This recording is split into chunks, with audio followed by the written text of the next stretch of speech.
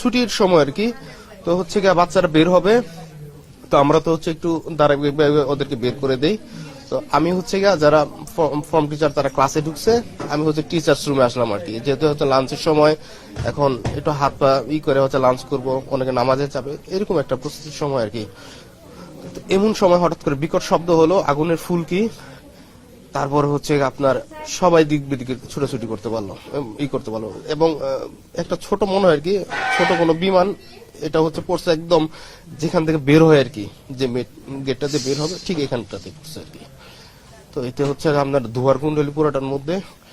তারপরে হচ্ছে কি আপনার এই দক্ষিণ সাইডের যে গ্রিল, এটা হচ্ছে গিয়ে একজন টিচার ছিল আমাদের সাইড স্যার, উনি হচ্ছে গিয়ে খুব চেষ্টা করে আপনার একটা গ্রিল ছুটায়, আর বাইরে থেকে কিছু সাহায্য করে। এই অল্প একটু জায়গা দিয়ে আমরা কয়েকজন বের হই, তার পরবর্তীতে হয়তো ফায়ার সার্ভিস বা অন্যান্য আর কি আগে আসে। ওই সময় কি পুরোপুরি কি ক্লাস কার্যক্রম স্বাভাবিক ছিল?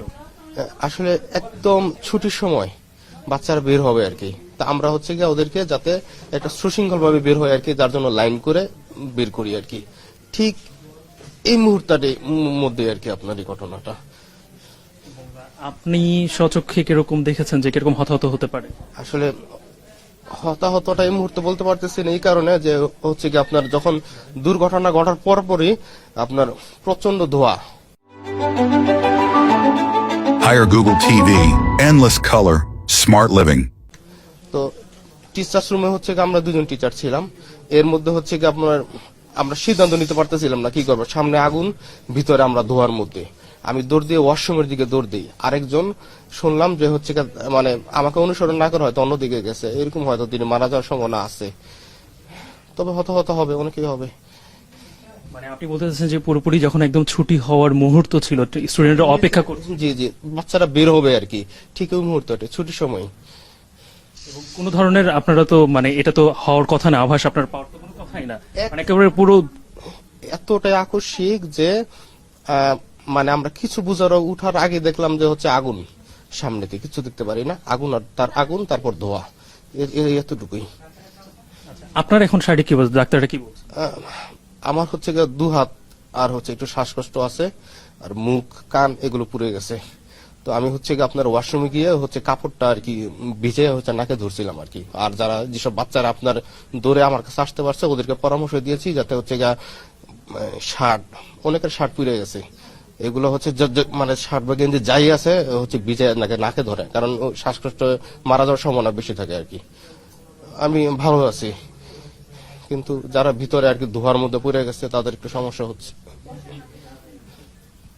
আপনি এখন পর্যন্ত কোনো খবর পেয়েছেন যে আপনার খুব মানে পরিচিত স্টুডেন্ট কিংবা কোনো টিচার কোনো গুরুতর অবস্থায়, খুব বাজে অবস্থায় আছেন, এরকম কোনো খবর পেয়েছেন আপনি? আমার সাথেই হচ্ছে 3টা স্টুডেন্ট আমি নিয়ে আসছি, যার একজনকে সিএমএস এ পাঠানো হয়েছে, ওর শরীর অনেকাংশে পুড়ে গেছে, চামড়াগুলো উঠে গেছে।